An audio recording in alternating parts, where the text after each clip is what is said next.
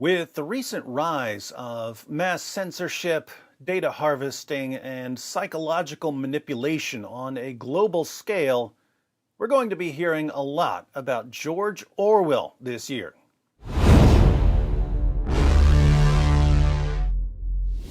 Big Brother, Thought Crime, Thought Police, Room 101, 2 plus 2 equals 5, George Orwell. 1984 was published in 1949, but 5 years earlier, Orwell wrote a letter to Noel Wilmot about the global rise of totalitarianism, and he discusses the concerns that eventually led him to write the ultimate warning novel. Since everything that's happening all around us is conclusive proof that Orwell's warning has not been heeded, this is a good time to start from the beginning and remind ourselves that even though the world has changed a lot in the past 77 years, people's obsession with controlling us has not. Let's have a look at this letter. The most important parts are towards the end, but the letter isn't terribly long, so we'll go ahead and read all of it. Dear Mr. Wilmot, many thanks for your letter. You ask whether totalitarianism, leader worship, etc.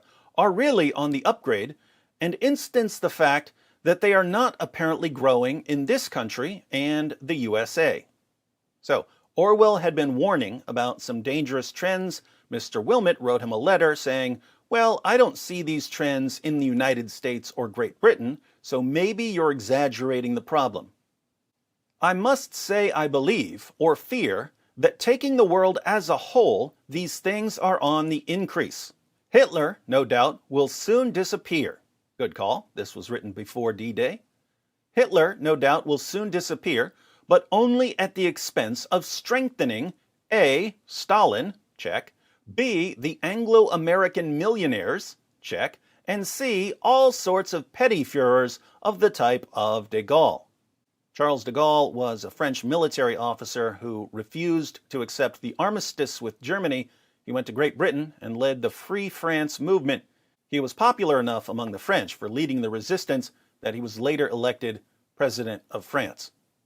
All the national movements everywhere, even those that originate in resistance to German domination, seem to take non-democratic forms to group themselves round some superhuman Führer, Hitler in Germany, Stalin in the Soviet Union, Salazar in Portugal, Franco in Spain, Gandhi in India, De Valera in Ireland are all varying examples, and to adopt the theory that the end justifies the means.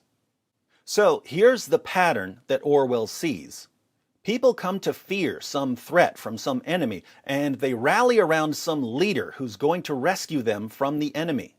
But they adopt an end justifies the means attitude. They'll let their leader get away with lying, manipulation, intimidation, mass censorship, mass surveillance, and even brutal violence, as long as the leader is standing against the enemy.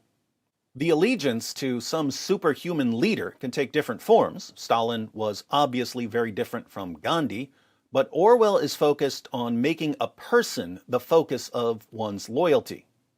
Everywhere, the world movement seems to be in the direction of centralized economies which can be made to work in an economic sense, but which are not democratically organized and which tend to establish a caste system. A centralized economy is an economy that's controlled by some central authority, usually the government, rather than by market forces. Orwell was a democratic socialist. He thought the economy should be controlled, but controlled by the people, not by leaders who are going to use their position for their own economic advantage. Animal Farm, the most epic smackdown of Soviet-style socialism ever, was published a year after Orwell wrote this letter.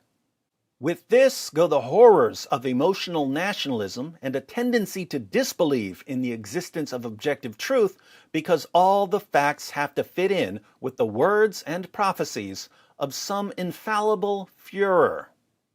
In other words, once people rally around some leader who's going to protect them from some enemy, they become so loyal to that leader that their decisions are made primarily based on loyalty rather than on facts or evidence. I would add that people who hate the leader can do the same thing. Their decisions can be made based on their anger against the leader rather than on facts or evidence. Consider two recent examples. Was the election stolen from Donald Trump?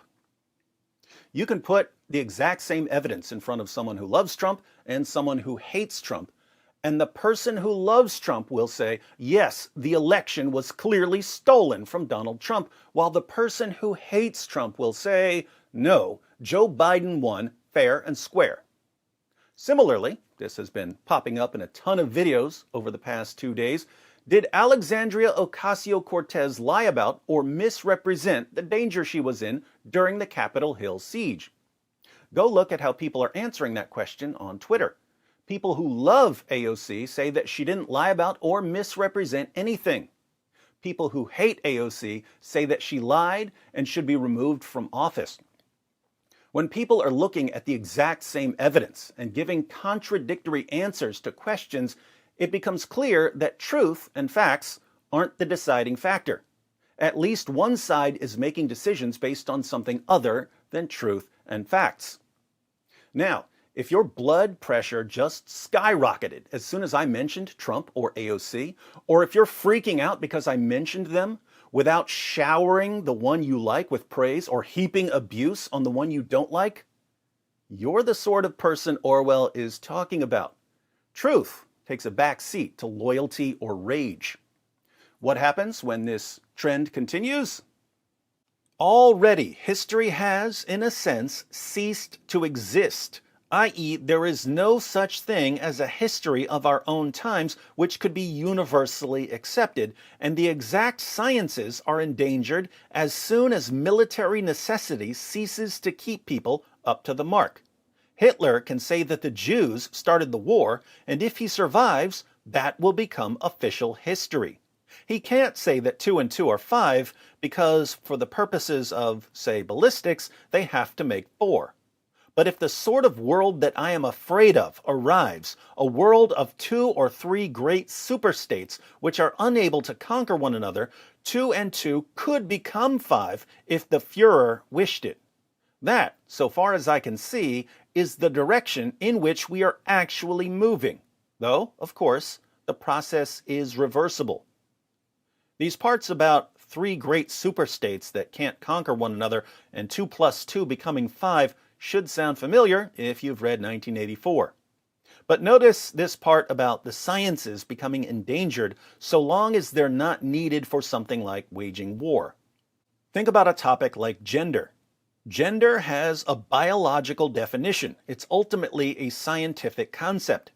But what happens if a powerful enough group decides to completely redefine things? Suddenly, you have to abandon the biological definition, and if you don't immediately abandon the biological definition and accept the new definition without question, you become an instant target for destruction. We're all being trained to say that 2 plus 2 equals 5 on command. 2 plus 2 could become 5 tomorrow. All we would need for that to happen is a popular trend on social media claiming that if you don't believe 2 plus 2 is 5, you're a racist. As to the comparative immunity of Britain and the USA, whatever the pacifists, etc., may say, we have not gone totalitarian yet, and this is a very hopeful symptom. I wonder what Orwell would think of big tech taking over the public square, engaging in mass censorship, and selling user data. I believe very deeply, as I explained in my book The Lion and the Unicorn, in the English people and in their capacity to centralize their economy without destroying freedom in doing so. But one must remember that Britain and the USA haven't been really tried. They haven't known defeat or severe suffering, and there are some bad symptoms to balance the good ones. To begin with, there is the general indifference to the decay of democracy. Do you realize, for instance, that no one in England under 26 now has a vote, and that so far as one can see, the great mass of people of that age don't give a damn for this? Secondly, and here's where things get interesting, there is the fact that the intellectuals are more totalitarian in outlook than the common people. The intellectuals are more totalitarian in outlook than the common people. On the whole, the English intelligentsia have opposed Hitler, but only at the price of accepting Stalin. Most of them are perfectly ready for dictatorial methods, secret police, systematic falsification of history, etc., so long as they feel that it is on our side. Sound familiar? Are the politicians and journalists and educators and entertainers and tech CEOs of our time against totalitarianism?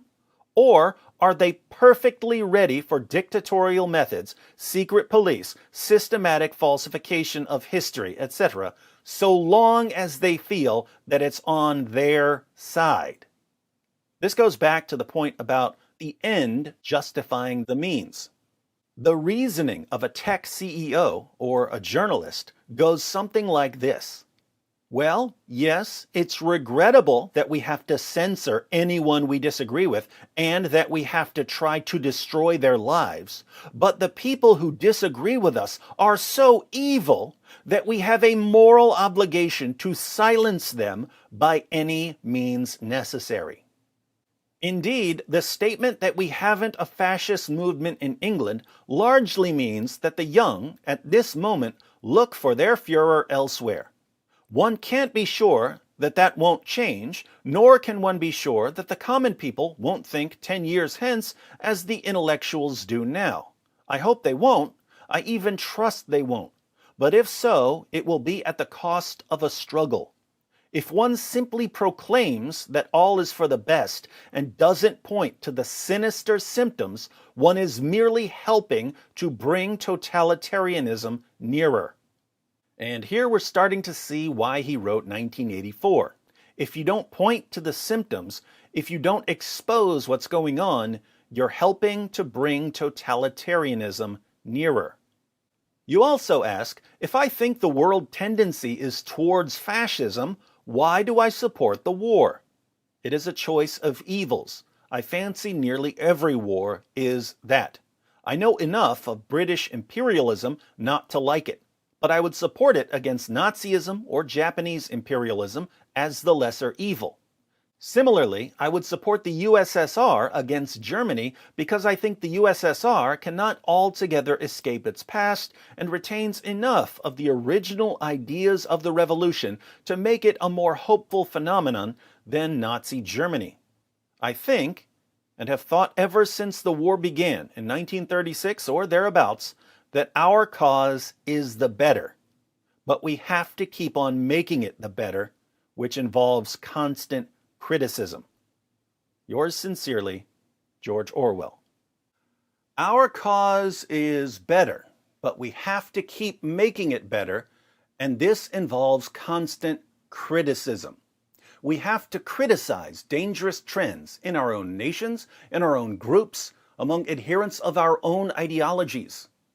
Notice the obvious difference between, on the one hand, constant criticism for the sake of making your cause better, and, on the other hand, the sort of leader worship or ideology worship that conditions people to have an emotional outburst whenever the leader or the ideology is criticized in any way.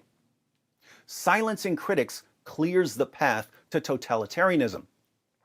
And that's why the most dangerous leaders and ideologies don't just demand unquestioning obedience from their followers, but must also silence their opponents through censorship, intimidation, and violence.